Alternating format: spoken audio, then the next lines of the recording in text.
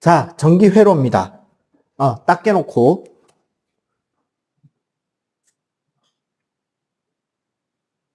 보통 이제 어디 학원에 가서 강사로 뽑힐 때, 이 선생님이 얼마나 잘 가르치는지에 대해서 확인할 때 나는 큰나래 학원 입사하기 전에는 거의 이걸로 면접 봤었습니다. 큰나래 학원은 그냥 스카우트 때 들어왔었고요.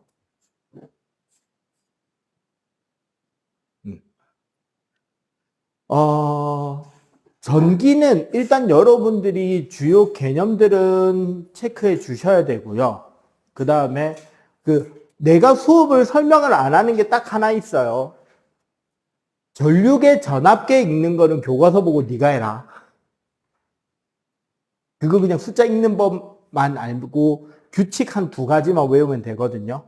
시험 기간 때 따로 해줄게요. 수업 시간.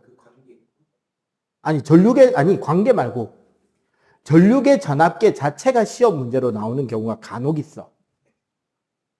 전류계 전압계 그림 그려놓고 그걸로 몇 볼트인지 몇 암페어인지 가지고 계산시키는 문제. 눈금 읽는 거기 때문에 뭐 내가 수업 중에 가르칠 거리는 아닌 것 같아서 중간에 시간 보고 가능하면 넣어줄게요, 그거는. 자, 일단 개념. 전류, I입니다. 전류는 단위가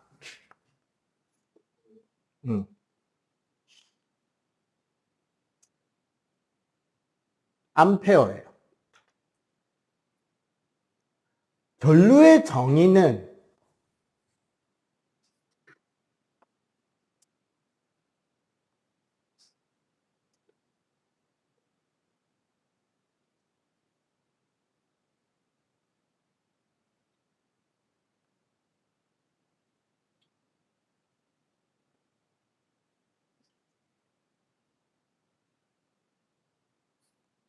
도선의 한 위치를 단위 시간당 통과하는 전하의 양을 전류라고 합니다.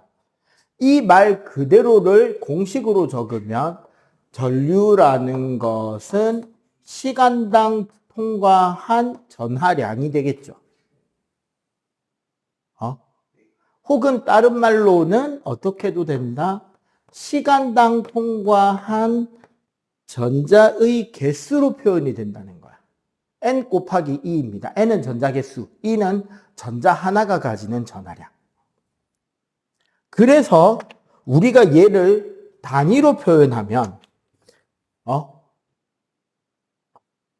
1암페어라는 녀석은 1초에 1쿨롱이라고 하는 전하가 지나간 것을 의미하고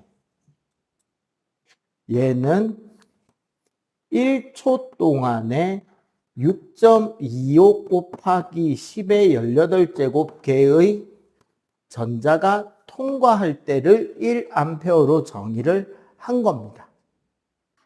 오케이? 옛날에는 이거 숫자 외워서도 문제를 풀리게 했는데 요즘은 이 숫자를 넣고 하는 계산은 안 나오거나 아니면 실제로 문제 내야 될 경우에는 숫자를 적어줍니다. 1쿨롱이 몇 개인지. 이런 거예요. 실제 우리가 도선이 있잖아.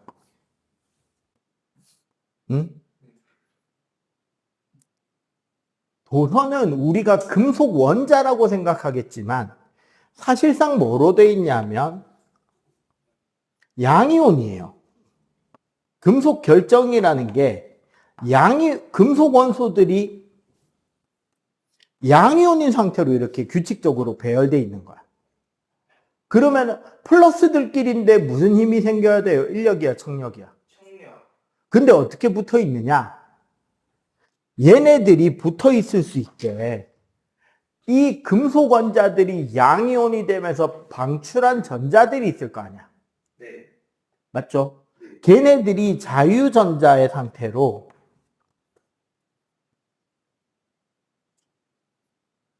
이 양이온들 사이사이에 존재하면서 그 흑백요리사 원의 안성재가 했던 시그니처 포즈. 막 이렇게 이온 주위에 전자들이 막 돌아다니면서 붙여주고 있는 거야. 그러니까 양이온 전자, 양이온 이런 식으로 자유전자들이 접착제 역할을 하면서 멈춰 있는 게 아니라 어떻게 하고 있다? 끊임없이 움직이면서 붙여주는 거야. 그러니까 다른 금속이 아닌 물체는 일정 이상 휘어버리면 어떻게 돼? 부러져 버리죠. 근데 금속은 휘어지잖아요. 왜? 움직이면서 붙여주고 있기 때문에 그래. 그러면 여기 봐봐. 여기에 도선의 어떤 한 지점, 여기를 통과한 전자 개수로 전류를 표현하겠다는 건데, 평소는 자유전자잖아요. 랜덤이란 말이야. 움직이는 방향이. 그런데 여기에 우리가 이제 곧 배우겠지만, 기전력의 역할을 하는 전위차를 걸어주면, 즉, 건전지를 꽂아서 전압을 걸어주면, 전지에서는 긴 게 플러스란 말이에요. 그렇지. 근데 이 회로도에서는 긴 쪽이 플러스 극, 짧은 쪽이 마이너스 극이야. 그러면 요쪽이 플러스 전이, 요쪽이 마이너스의 전기적 극성을 가지겠죠. 이러면 상대적으로 가벼운 자유전자들이 어느 쪽으로? 그치. 플러스 쪽으로 달리기 시작해요.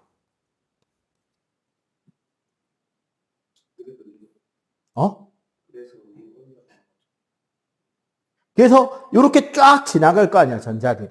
그러고 전자는 우리 전기 회로의 마이너스 극에서 나와서 플러스 극으로 들어가게 된다는 거지. 단, 이렇게 이동할 때 우리는 플러스에서 마이너스로 전류가 흐른다라고 이야기를 합니다. 전자와 전류의 방향이 반대예요. 왜 이게 반대냐? 지난 시간에 이야기했을 거예요. 전기라는 단어가 언제부터 사용됐다고요? 네, 기원전에 시작됐지. 그런데 실제로 움직이는 게 마이너스인 전자라는 건 1800년대에 알려져요. 그럼 거의 20몇 세기를 인간은 플러스가 움직이는 줄 알고 있었던 거야. 그리고 그 플러스가 움직인다라는 가정하에서 전류 방향이나 전기와 관련된 각종 법칙들을 다 설명했단 말이에요. 그런데 알고 보니 전자가 움직이네? 마이너스가 움직여. 다 뜯어고칠까?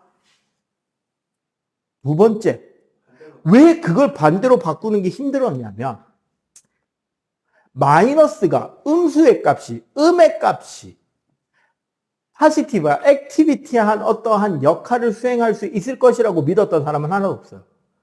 음수 값이 뭔가 역할을 가지고 제대로 작동된다, 되게 이상한 느낌이 들어. 예를 들어 볼까요? 너 내일부터 하루 용돈 마이너스 500원 어떻게 학교 가야 돼? 네. 내 주머니에서 500원짜리를 꺼내서 어머님 손에 공손히 쥐어드리고 어머님 용돈 감사합니다 하고 학교를 가야 돼요. 뭐가 이상하지 지금? 이건 아닌 것 같은데. 근데 선생님은 이미 세뱃돈이 마이너스인 적은 좀 됐습니다. 그지? 방향이 바뀌는 거란 말이야.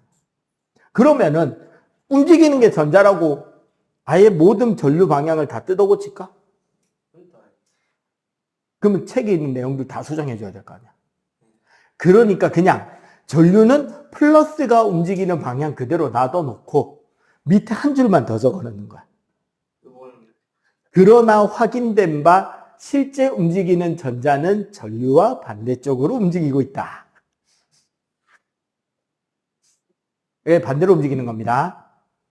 이해가 되죠? 요게 전류예요. 그래서 전류와 함께 공부해야 되는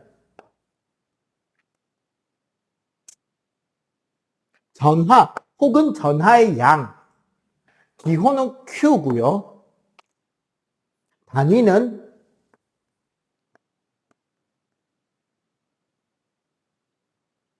쿨롱입니다. 쿨롱이라는 이름 어디서 들어봤을 건데, 왜냐면 난 지난주에 수업을 했으니까요. 전기력 공식 만든 과학자가 쿨롱이죠. 그 쿨롱 법칙에. 그래서 전하량 단위가 쿨롱이에요. 그럼 얘는 무슨 뜻이 됐냐?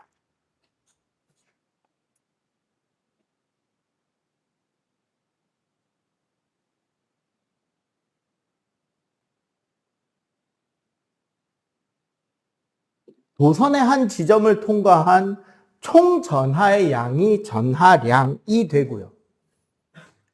그럼 얘는 공식을 쓰자면 뭐가 된다? Q는 I 곱하기 T, 즉 N 곱하기 2의 형태로 설명을 할 수 있겠다. 그지? 자, 똑같이 바꿔주자면 1쿨롱은 1암페어 세컨드가 되고 맞지? 6.25 곱하기 10의 18제곱개의 전자가 가지는 전하량을 1쿨롱이라고 합니다. 보통 전자 한 개의 전하량 1.602 곱하기 10의 마이너스 19쿨롱은 이 1쿨롱의 전자 개수의 역수입니다. 그러면 전자 한 개 전하량이 나올 거고요. 요즘에는 이걸 가지고 계산을 하는 일은 여러분들이 물리학 2에나 가야 할 일인데, 옛날에는 이거 외우게 해서도 시험을 많이 치긴 했거든요. 요즘은 안 나오긴 하는데 그냥 재미로 한번 들어봅시다. 외우는 방법.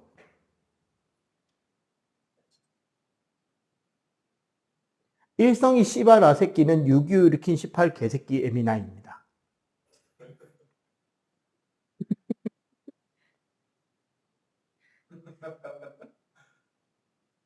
다시 한번 더 해줘. 일성이 씨발로무 아새끼는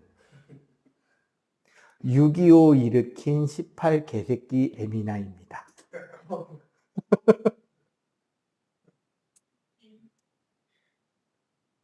딱 내가 34년, 35년쯤 전에 여러분들 자리에서 들었을 때 그 표정이 30년째 똑같이 학생들에게서 보고 있습니다. 20몇 년 동안. 내가 학생 때 배운 거야. 우리 때는 이거 계산하는 게 시험 문제에 많이 나왔거든. 몇 암페어가 몇 초 동안 흘렀을 때 지나간 전자 개수는 몇 개냐 이런 거. 단수 산수 계산이 많았단 말이에요, 옛날에는. 그때는 많이 나왔는데 요즘은 직접 나오진 않아요. 근데 이 개념을 내가 왜 이야기했느냐? 전류의 계산에서 전하량의 개념이 필요한 거야.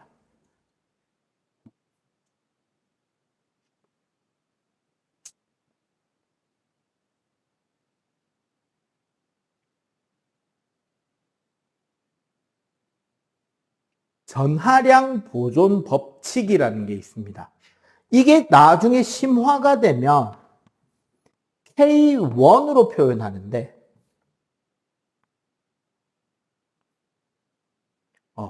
키르호프 제1법칙이라고도 부르는 법칙이에요. 뭐냐면 첫 번째,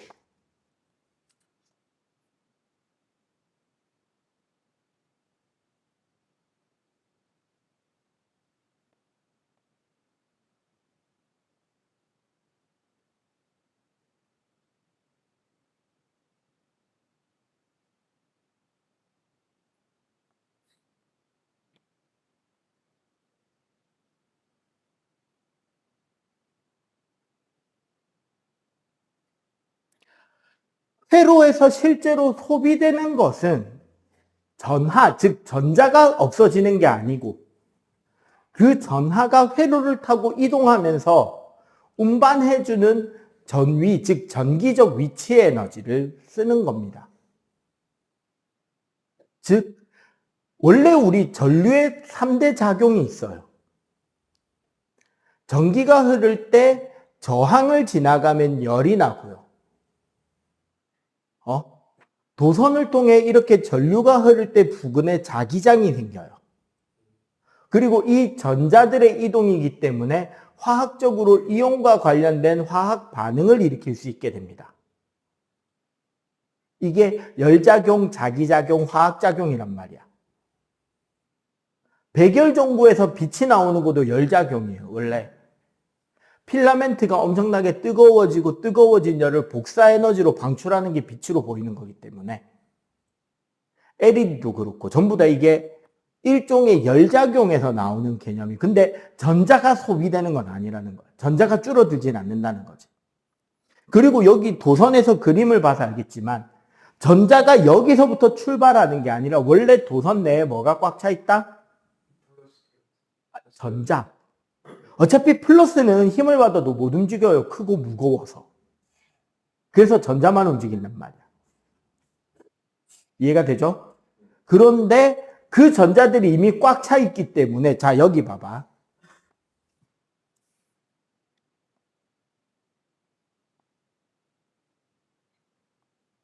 요게 우리 저항이라는 기호입니다. R. 뒤에 가서 배울 거예요. 레지던스라는 뜻인데, 요렇게 생각해 보죠. 여기에 10쿨롱의 전하가 들어갔어요. 6.25 곱하기 10의 19승계가. 그러면 요 저항을 지났을 때도 몇 쿨롱일 거다? 10쿨롱. 쿨롱. 단위가 쿨롱. 그럼 두 번째 저항을 지나갔을 때도 전하량은? 10쿨롱. 그치. 10쿨롱이 그대로 지나가겠지. 그런데 이게 전하가 꽉 채워진 상태로 밀려가는 개념이란 말이에요. 그 밀어주는 힘은 얘가 갖고 있는 거야. 그래서 쭉 전압이 밀어준다는 개념이란 말이야.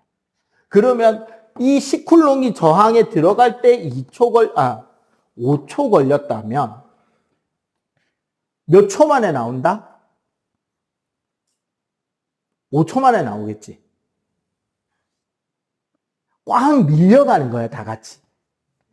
기차 놀이 하는 것처럼. 그러면 여기도 몇 초 만에 나올까? 5초 만에 나오겠죠. 그럼 얘 몇 암페어인데? 여기 봐봐. 전류의 양은 시간분의, 네, 여기 2암페어잖아. 여기도? 2암페어. 여기도? 2암페어. 겠죠? 네. 요렇게 한 줄로 쭉 연결되는 회로를 우리는 직렬이라고 해요. 응? 직렬 연결에서 전체 전류는 각 부분 전류의 크기와 어떻다? 똑같죠. 한 줄이니까. 이해가 되지? 왜? 전하가 소비되진 않잖아. 전하가 운반하는 에너지를 쓰는 거지. 그러면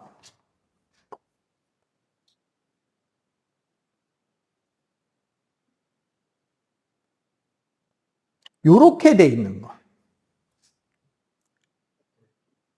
요런 걸 병렬 연결이라 그래요. 그래서 도선의 한 지점에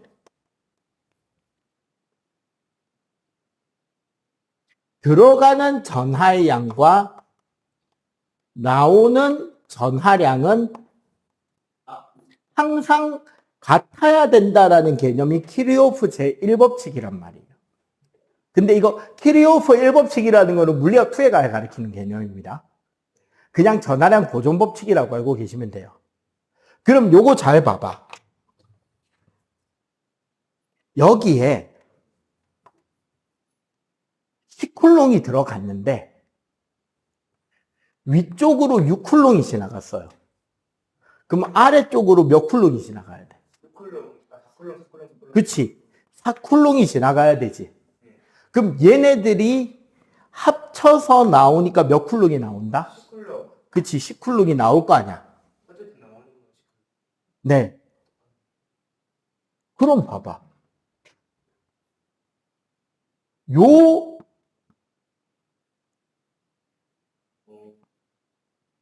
5초 만에 이 일이 일어났다면 여기 몇 암페어? 2암페어. 여기는 소수로 1.2. 네. 자, 센스 있는 사람은 이거 이제 자동으로 알겠네.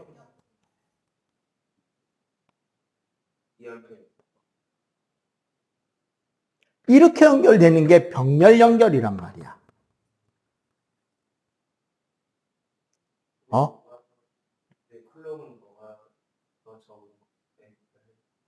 병렬 연결은 전체 전류는 각 부분 전류의 뭐와 같다? 합이랑 같죠. 얘는 요거 두 개 합한 거랑 같을 수밖에 없잖아. 요렇게 연결이 돼 갈 거고요. 지금 요 규칙성 데이터는 하나씩 뽑아서 저쪽 끝에 표로 붙이기 시작할게요. 저쪽 끝에 내가 쭉 적는 표는 맨 마지막에 한 번에 정리하시면 됩니다. 일찍 봅시다. 자, 이거 빨리 일단 요거 필기부터 하자. 자, 두 번째, 전압.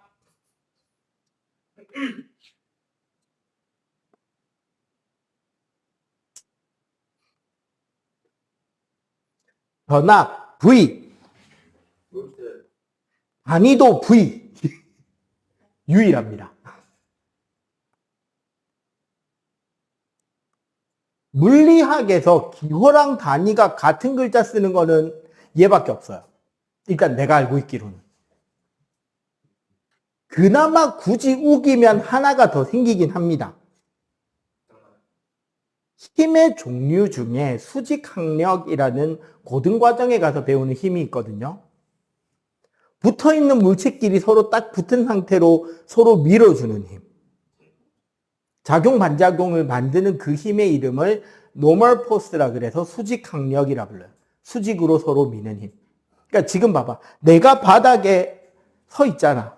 그러면 나는 내 몸무게 때문에 내가 바닥을 누르게 되고 그럼 바닥은 나를 떠받쳐 올리죠? 이때 작용하는 힘의 관계가 작용 반작용이고 그 힘의 종류는 수직항력이라고 해요. 근데 얘는 영어 단어로 쓰면 normal force예요. 그냥 힘. 근데 힘의 단위는 뉴턴이죠. 대문자 n이에요. normal force의 기호도 n이에요. 근데 걔는 원래는 힘은 F가 기본이란 말이야. force. 근데 얘는 원래 기호도 V고 단위도 V예요. 그리고 대문자니까 당연히 과학자 이름이겠죠.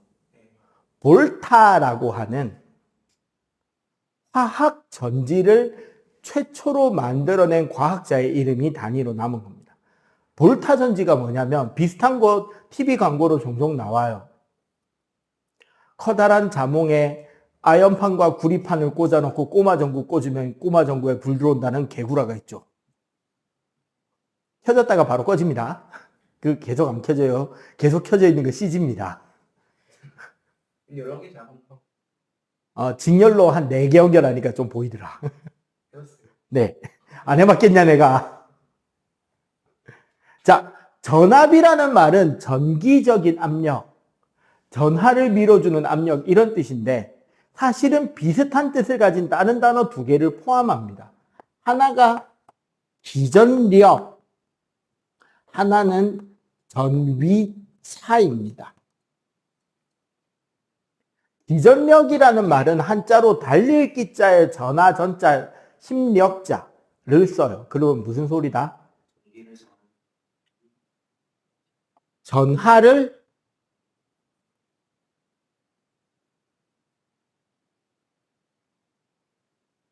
흐르게 하는 능력. 전위차라는 말은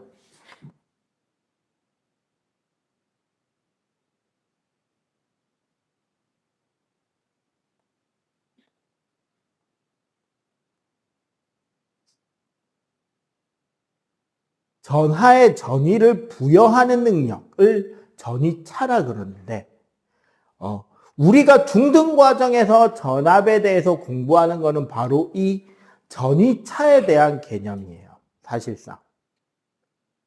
우리 보통 일반적으로 많이 쓰는 건전지 하나가 1.5V라고 쓰잖아. 이건 뭐냐면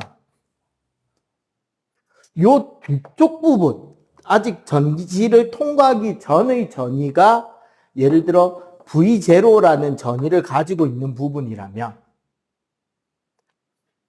여기서 지금 우리 건전지 하나를 통과했잖아. 맞죠? 그러면 요 앞부분의 전위는 V0의 1.5V만큼의 위치 에너지가 더 올려주는 거예요. 그러니까 여러분들 과학 교과서 보면 어떤 그림이 있느냐면 조그만한 인공연못에 펌프가 달려있고 물을 퍼올려가지고 위에서 물이 흘러내리고 흘러내리는 물이 물레방아를 돌리는 그림이 있단 말이야. 교과서에 대부분 그 그림이 나와 있어요. 이때 물 분자 하나하나가 전자 혹은 전하라고 생각하면 돼. 그 물이 흐르는 파이프는 도선이겠.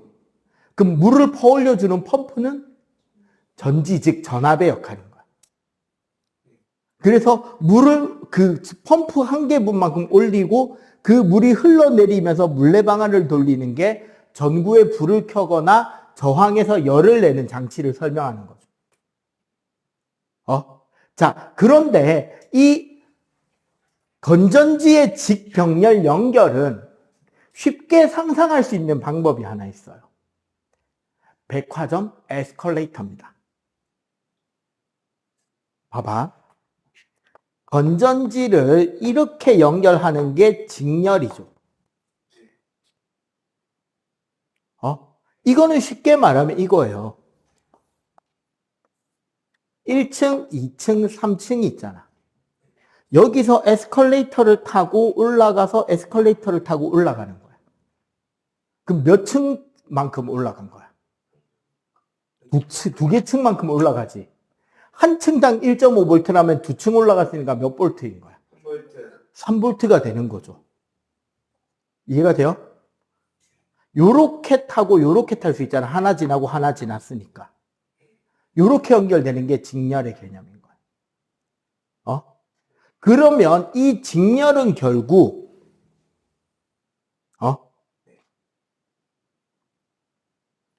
개수가 늘어나면 늘어날수록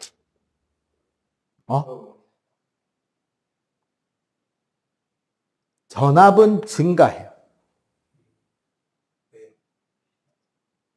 한 개에 1.5V, 두 개니까 몇 볼트? 세 개 연결하면, 네 개 연결하면 늘어나네, 개수만큼. 대신에 직렬 연결은 그 수명은 한 개일 때랑 그대로예요. 그러니까 직렬 여러 개 연결한다고 수명이 더 길어지진 않아. 그런데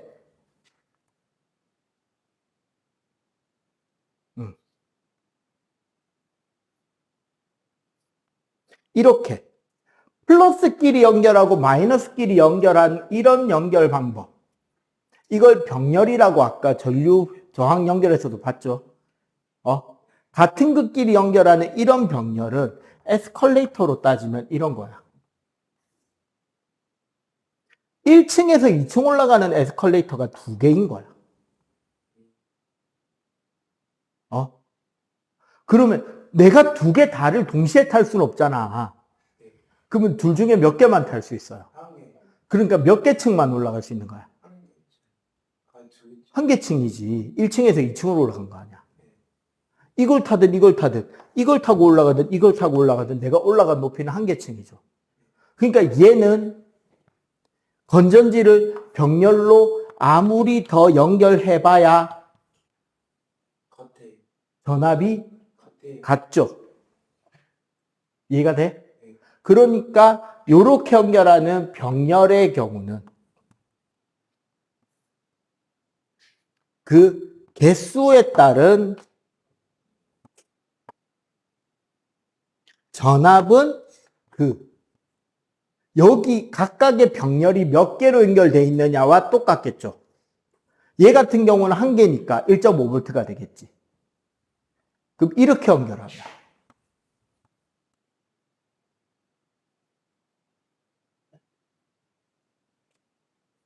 몇 볼트게?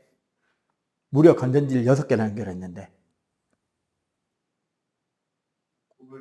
3V죠. 요거 두 개는 직렬이잖아. 그 얘가 3V잖아. 얘도 3V지. 얘도 3V잖아. 다 똑같잖아. 그리고 여기랑 여기랑 그럼 차이가 얼마일까요? 3V죠. 두 개분만큼만 돼 있는 거잖아. 그래서 전압은 각각 몇 개씩 연결해 놓은 거냐에 대한 그 전압값 그대로 가는 거야. 대신에 병렬은 그럼 왜 쓸까? 수명이 길어져.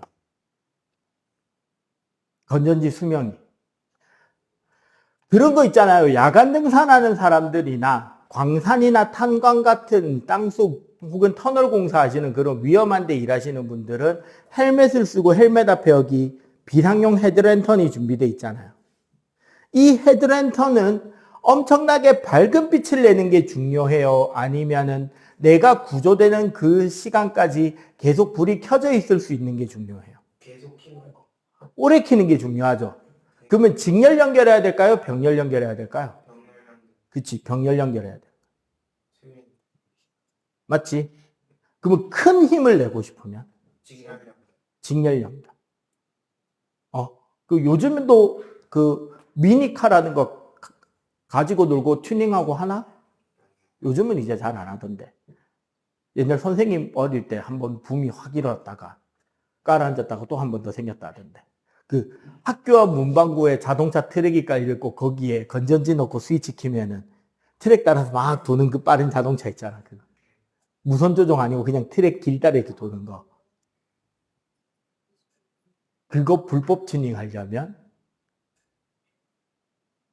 원래 AA 건전지 2개 꽂는단 말이야. AA 리모컨 거보다 큰 거. 그냥 보통 건전지. 그거 건전지 꽂는 자리에 그 돼지코 건전지 5,000원짜리 네모 반딱한 거. 그거 9V짜리거든?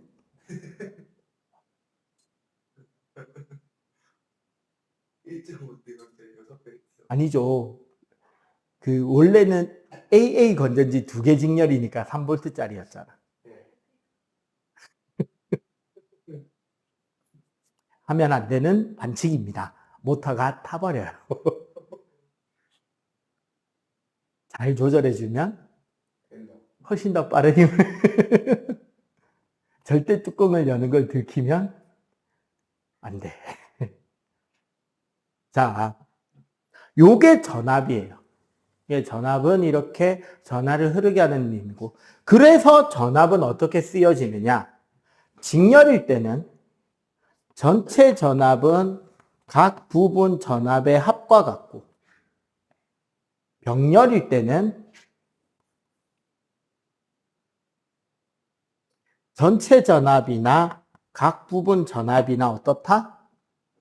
똑같게 작용이 된다는 소리입니다. 오케이? 자, 지금 요거 칠판 필기 좀 하시고요.